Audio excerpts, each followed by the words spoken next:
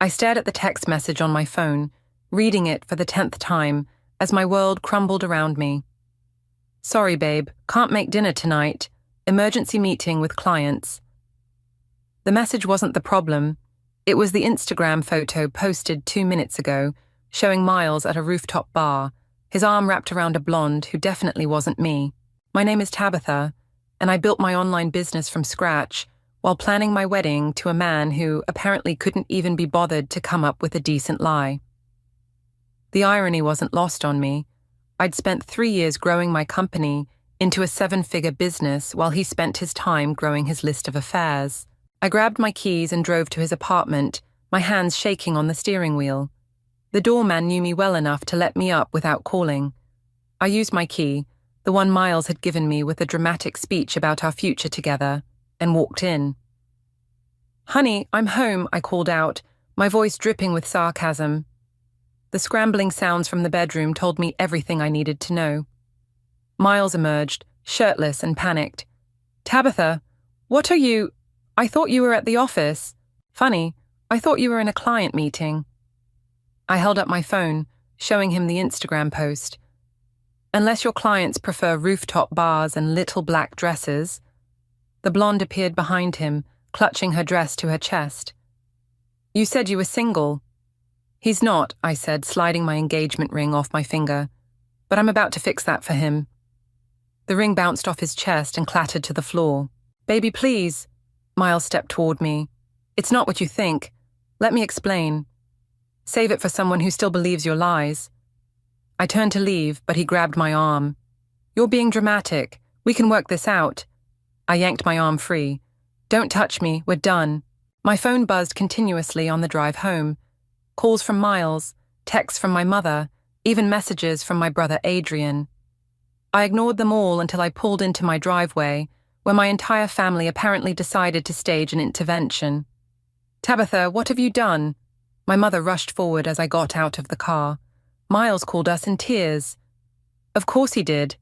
I tried to push past her, but my father blocked the way. "Princess, you're being hasty," he said. "Every couple has their problems. Miles is a good man." "A good man?" I laughed bitterly. "I caught him cheating, Dad, in his apartment, today." "Men make mistakes," my sister-in-law Elizabeth chimed in. "You can't throw away a relationship over one indiscretion." I looked at them all, my mother wringing her hands, my father's disapproving frown, Adrian's judgmental stare, Elizabeth's smug expression. These people were supposed to be on my side. "He's been lying to me for months," I said. "Probably longer, and you're all standing here defending him." "He's part of this family," Adrian said, "has been for years, and he's invested a lot in Dad's business." Ah, there it was, the real reason they were all here. It wasn't about my happiness, it was about money. My successful business had been padding my family's lifestyle for years, and Miles had wormed his way into my father's company. "I can't believe this." I shook my head. My own family caring more about their bank accounts than the fact that my fiancé cheated on me. "Now you're just being childish," my mother snapped.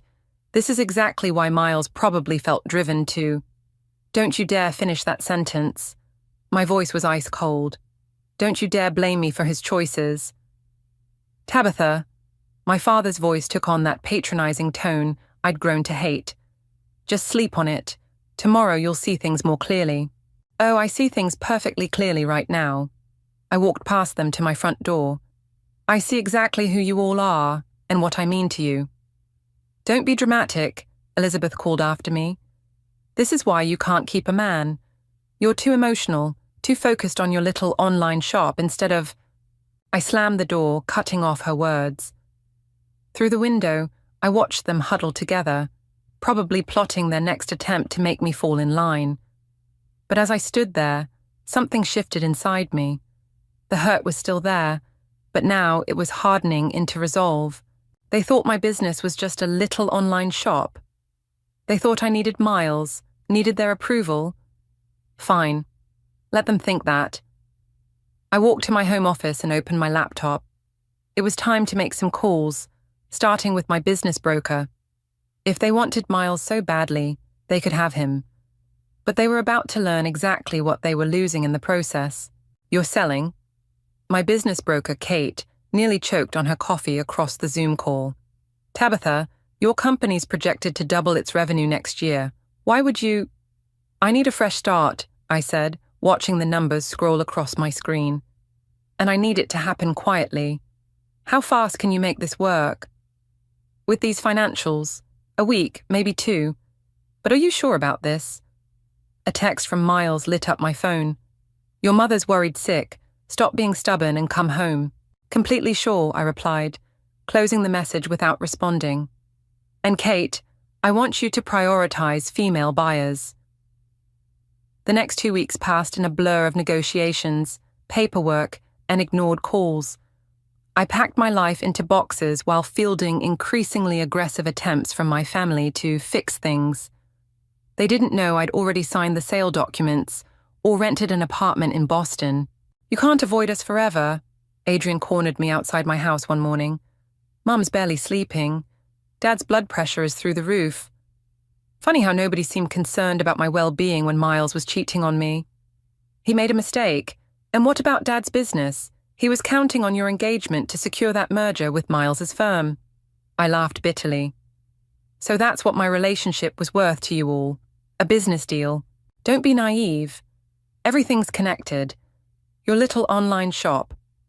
My little shop that paid for your wife's car, that funded Mom's renovations, that kept Dad afloat during COVID." I shook my head. "You know what? You're right. Everything is connected, and it's time to disconnect." The moving company arrived the next day. I'd timed it perfectly. Everyone would be at work or running errands. As the last box was loaded, Elizabeth's car screeched into my driveway. "What are you doing?" She jumped out, phone already recording. "Tabitha, stop this nonsense right now." "Or what? You'll post it online? Show everyone how unstable I am?" I signed the final paperwork with the movers. "Go ahead. I'm sure it'll get lots of views." "Your mother will be devastated. Is that what you want?" What I wanted was support when my fiancé cheated. What I wanted was a family who valued me more than their social status. I handed her an envelope. "Give this to them when they get home." "What is it?" "Goodbye letter. And don't bother trying to trace where I'm going. By the time you read it, I'll be gone." The drive to Boston was 8 hours of liberation. With each mile marker, the weight on my shoulders lifted. My phone buzzed constantly until I finally pulled over at a rest stop to read the messages. "Mom, how could you sell your business without telling us? What about our monthly arrangements?" "Dad, this is completely irresponsible. Call me immediately." "Adrian, you're tearing this family apart." "Miles, you're making a huge mistake. Let's talk about this." I switched off my phone and walked to get coffee. The barista smiled as she handed me my drink. "Rough day?" "Actually," I smiled back, "it's the best day I've had in years." My new apartment was smaller than my old house, but the view of the Boston skyline made up for it. I unpacked only what I needed and left the rest in boxes. The sale of my business had netted me enough to start fresh, to invest in other women who, like me, had dreams bigger than the boxes others tried to put them in. That night, I sat on my empty balcony with a glass of wine and finally turned my phone back on. Hundreds of messages, dozens of missed calls. One caught my eye, from Elizabeth. "You think you're so clever running away? Well, guess what? Your precious family needs you and you abandoned them. Miles is helping your father restructure his business, something you clearly couldn't be bothered to do. You'll regret this when you're alone with nothing but your pride to keep you warm." I took a screenshot of my bank balance, the proceeds from my company sale, and sent it as a reply. Then I blocked her number, followed by everyone else's. One by one, I erased the ties that had bound me to a life that was never really mine. Tomorrow, I had meetings with 3 female founders who needed investment and mentorship. They had fire in their eyes and dreams in their hearts, just like I did before my family tried to smother my ambitions. Let Elizabeth worry about keeping my family warm. I had other fires to light.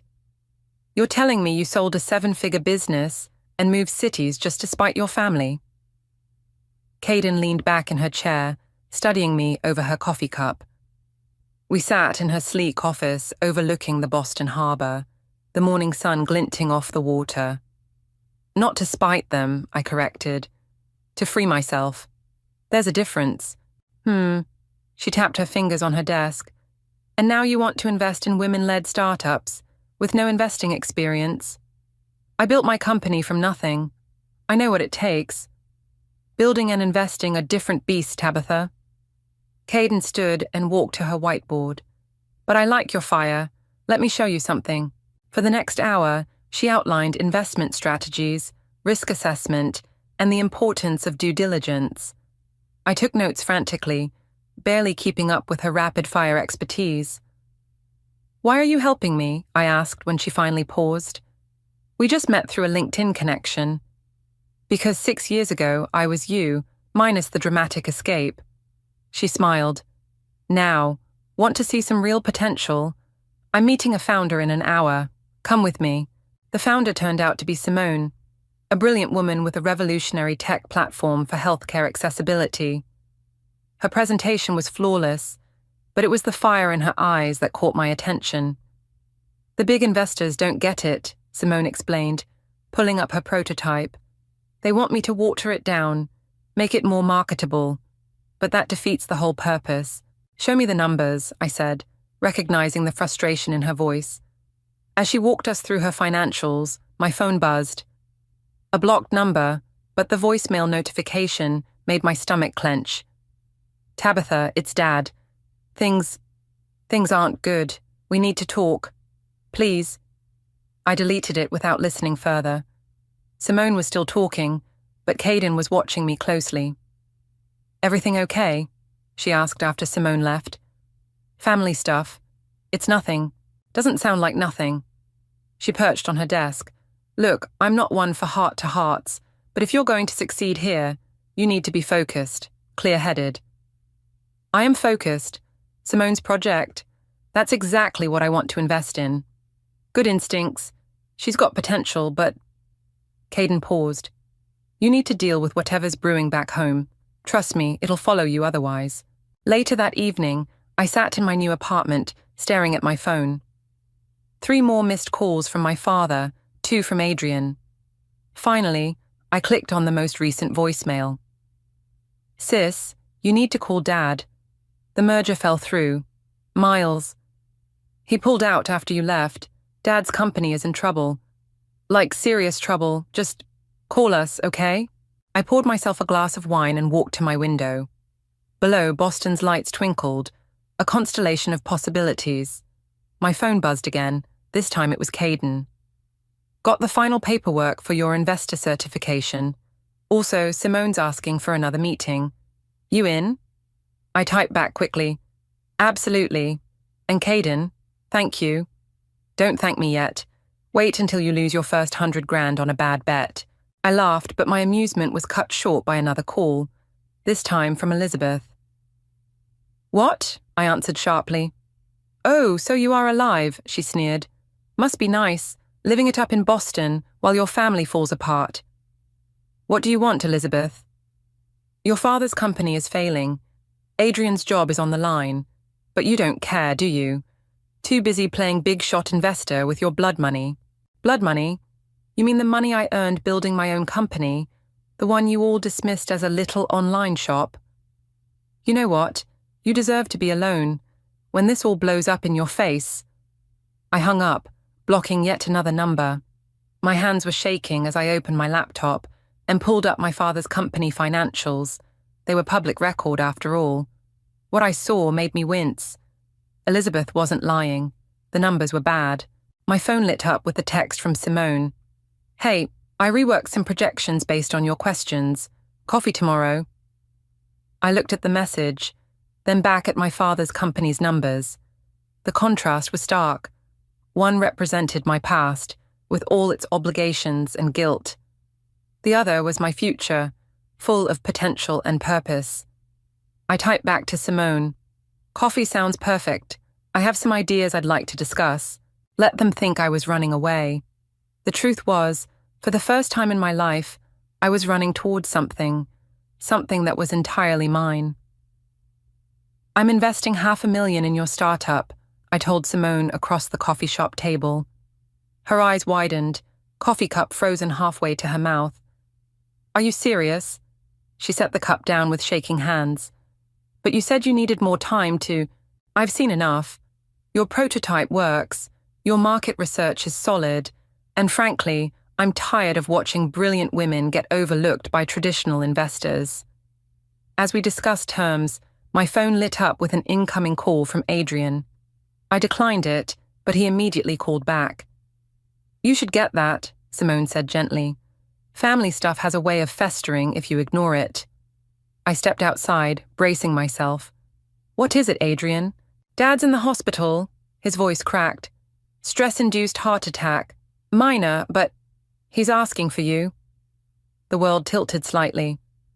Is he okay? For now. But the company's tanking. We're laying off people next week. Remember Tommy from accounting? 20 years with the company, 3 kids in college. He'll be first to go. The guilt punch landed exactly as he intended. That's not my fault, Adrian. No? Miles pulled his investment the day after you left. Said he couldn't trust a family that raised someone so selfish. Now the bank's calling in loans and... Stop. I pressed my fingers to my temple. Just stop.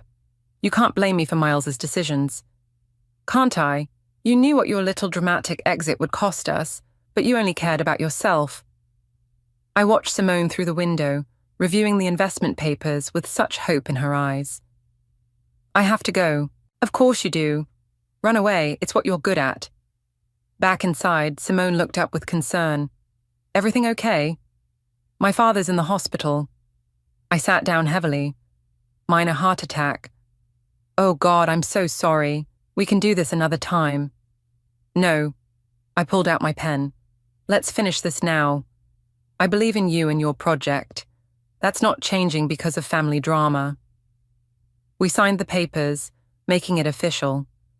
As Simone hugged me goodbye, my phone buzzed with a text from my mother. Your father asked about you today, in the hospital. Remember when you were little and scraped your knee? He carried you all the way home.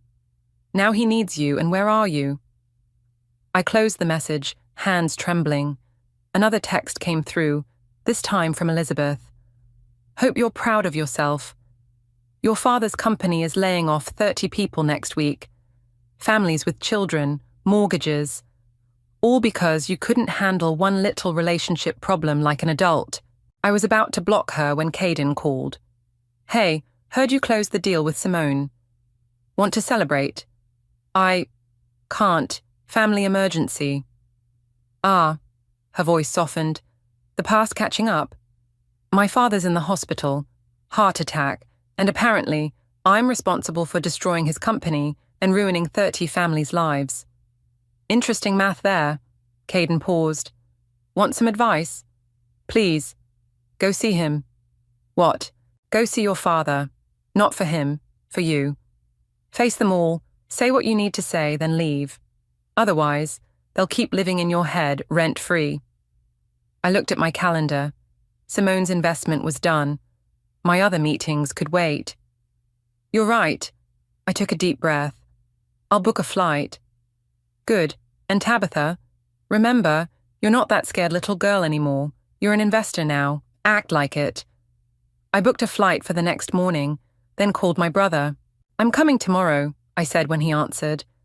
But let me be clear, I'm coming to see Dad, not to fix the company. Of course not, he sneered. Why would you help the family that raised you? The family that raised me? You mean the family that valued me so little they sided with my cheating fiancé? That family? He made one mistake, and I made one choice. To value myself. Deal with it. I hung up and opened my laptop, pulling up my father's company financials again. The numbers were even worse than before.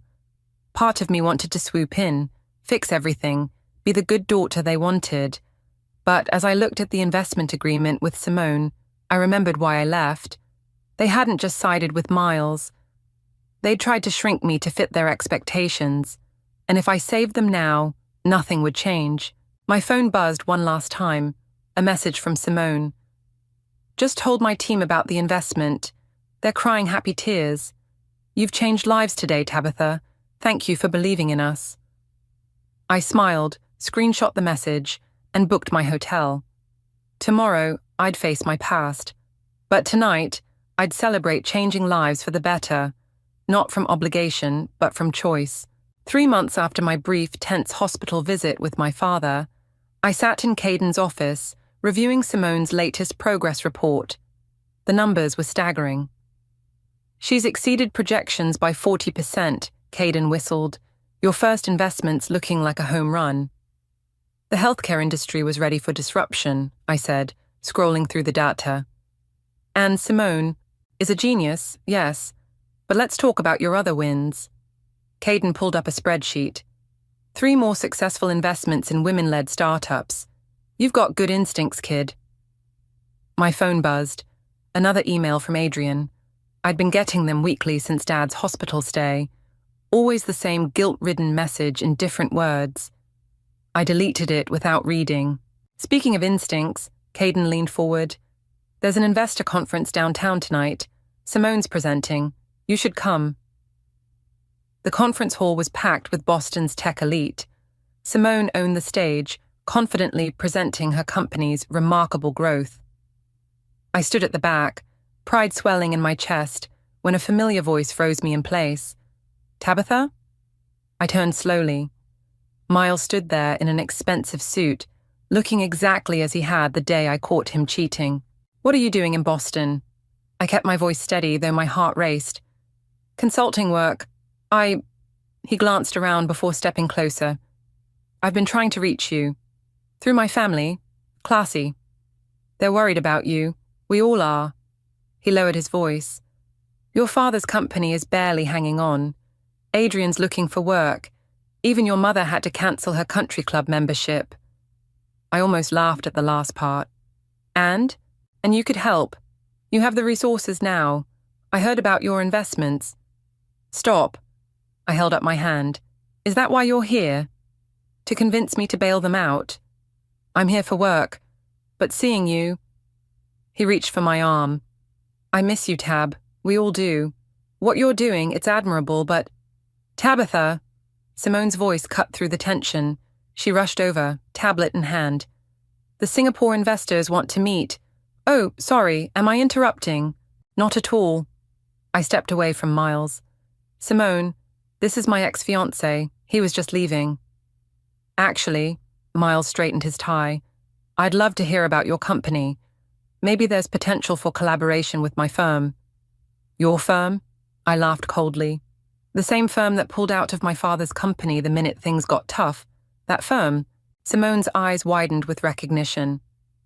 Oh, you're that Miles. Sorry, but we're not interested in fair-weather investors.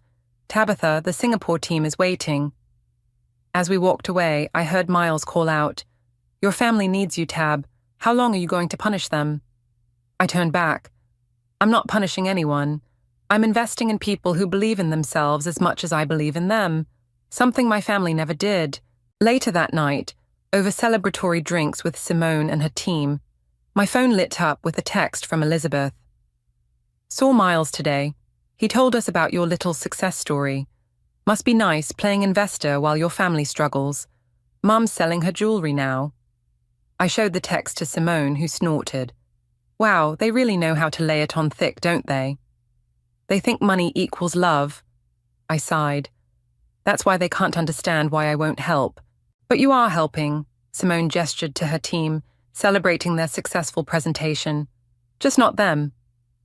My phone buzzed again, Caden this time. Heard Miles showed up. You okay? I looked around the bar at these brilliant women I'd invested in. At Simone, whose company was changing lives. At the future I was building, free from manipulation and guilt. Never better, I replied. Good, because wait until you see tomorrow's tech news. Simone's company just got valued at triple our initial investment. You're not just surviving anymore, kid. You're thriving. I raised my glass to Simone. To believing in ourselves. To believing in ourselves, she echoed, then added with a grin, and to proving them all wrong. As if on cue, another text came through, from my mother. Miles says you're doing well. Why won't you help your family? What did we do to deserve this? I blocked her number, then raised my glass again. And to choosing our own family. The women around me cheered, none of them knowing the full weight of that toast.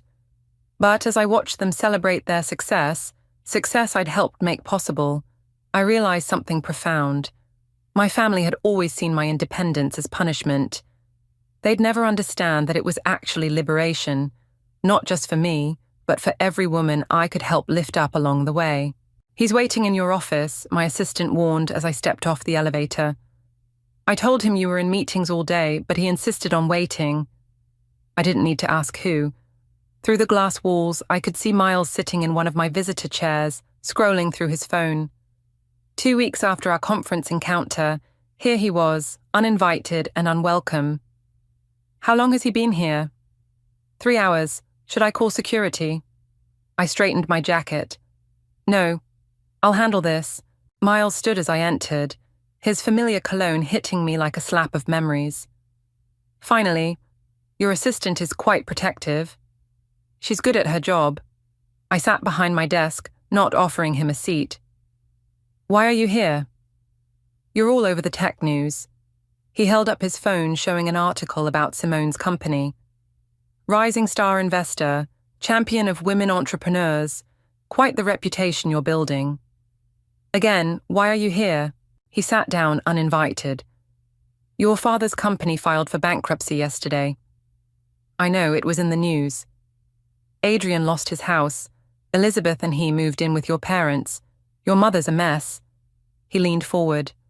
One investment from you could save them all. Like you saved them by pulling your investment. That was business. This is family. Funny how those lines blur when it's convenient for you. I pulled up my calendar. I have a meeting in 10 minutes. For God's sake, Tabitha. He slammed his hand on my desk. Stop being so cold. These are people who love you. Love me, I laughed. They loved what I could do for them. There's a difference. We all made mistakes, me most of all. His voice softened. I've changed. Seeing you at the conference, hearing about your success, I realized what I threw away. Let me guess, your consulting business isn't doing so well. He flinched. That's unfair. Is it? Because it seems like you only show up when you want something. I stood up. The answer is no. I won't invest in Dad's company. I won't bail out Adrian, and I definitely won't give you a second chance. Your mother was right, he spat, standing too.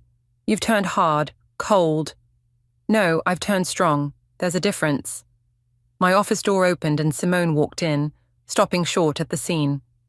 Oh, sorry, I'm early for our meeting. Perfect timing, I said. Miles was just leaving. This isn't over, he warned, moving toward the door. Actually, it is. I pressed the intercom. Security, please escort Mr. Turner out and update his status to restricted access. After he left, Simone whistled low. Wow, you okay? Better than okay. I sat back down. Show me the new prototype. My phone buzzed. Adrian. You happy now? Dad's company is officially dead. 30 years of his life gone. Hope your revenge was worth it. Then Elizabeth. Your mother can't stop crying. Congratulations. You've destroyed your family. Finally, my father. I never thought my own daughter would watch her family suffer when she could help. I don't recognize you anymore. Simone watched me read the messages. They really don't get it, do they? No, they don't. I put my phone away. They think this is about revenge. Isn't it? A little bit. I thought about it. Maybe at first, but now it's about building something meaningful. Speaking of which, show me those numbers again. We dove into work, but later that night, alone in my apartment, I pulled up an old photo on my phone.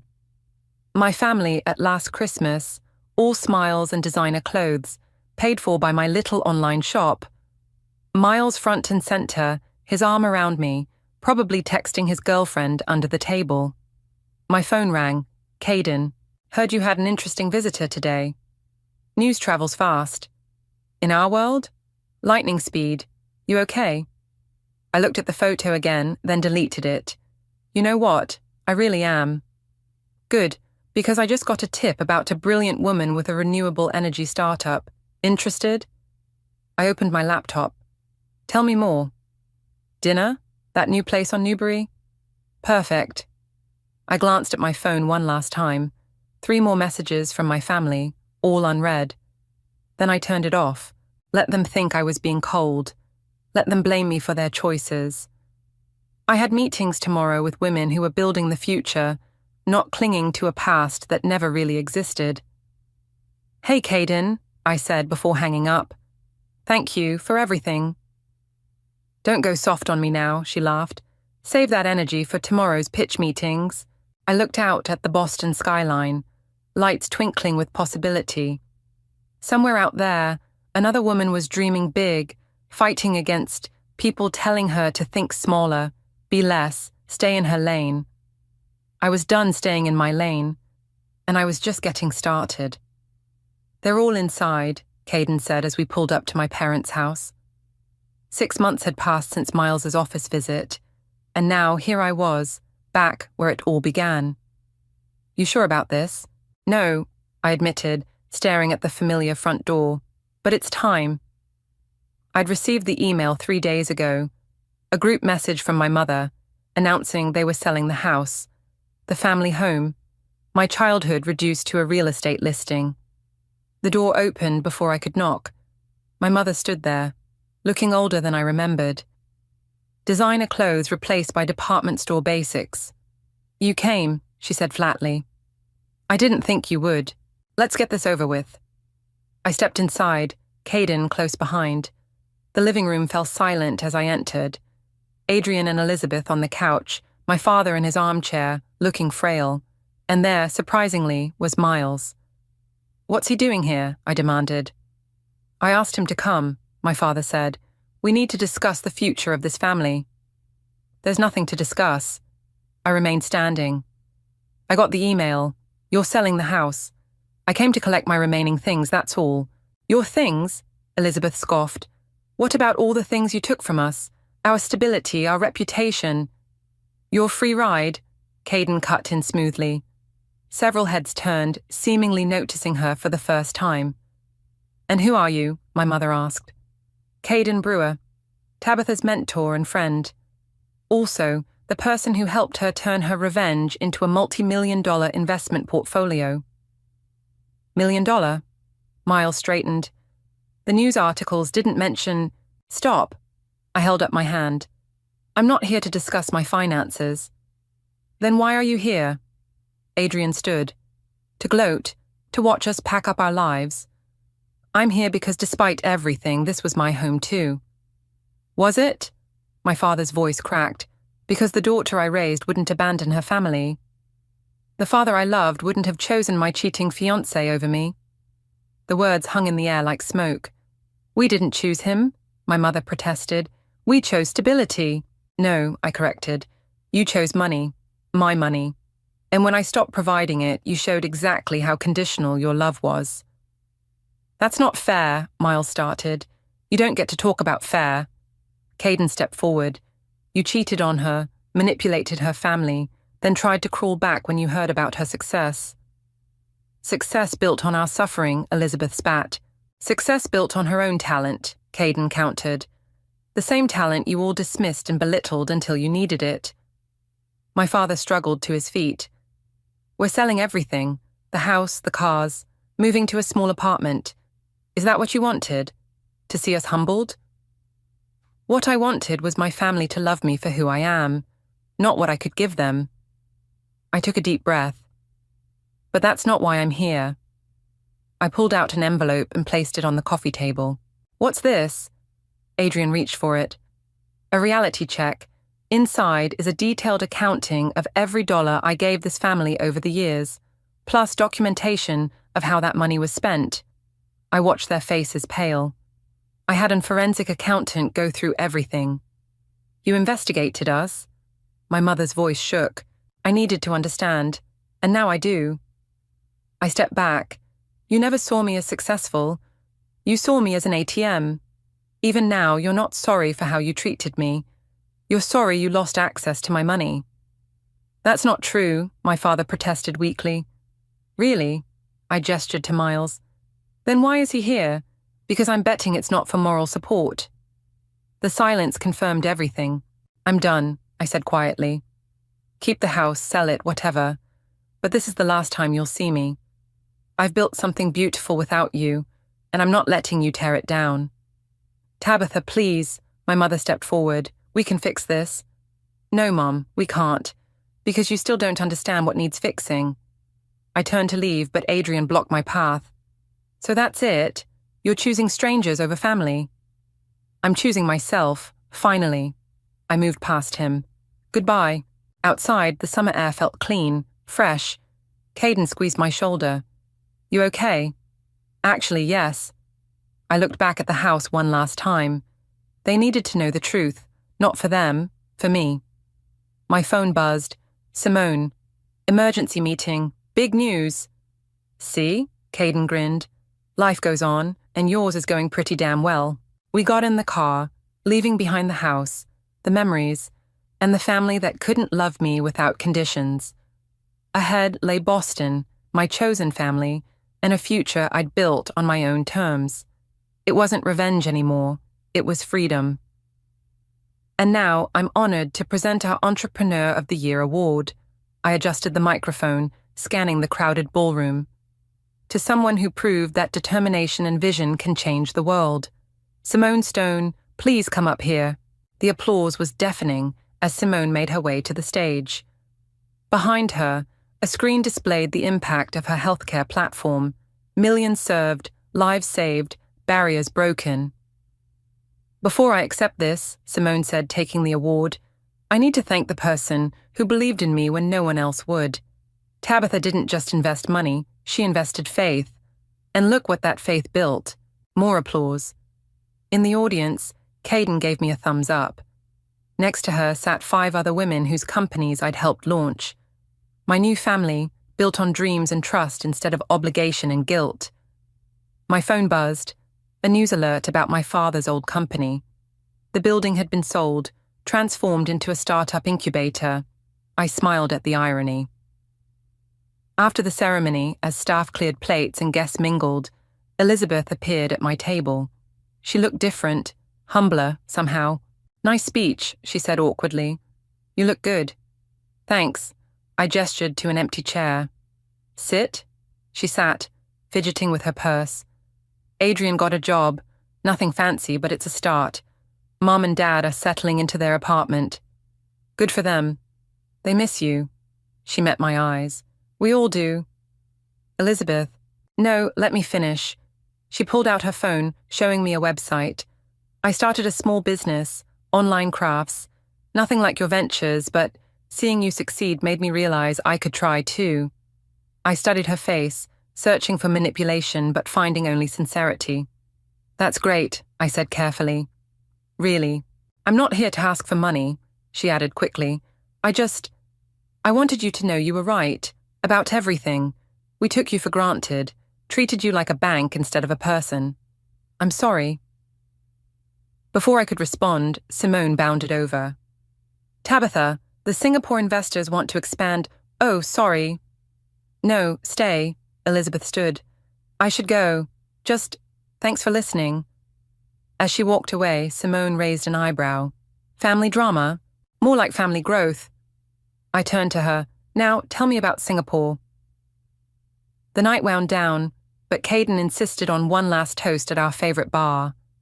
As we settled into our usual booth, she slid a folder across the table. What's this? Open it.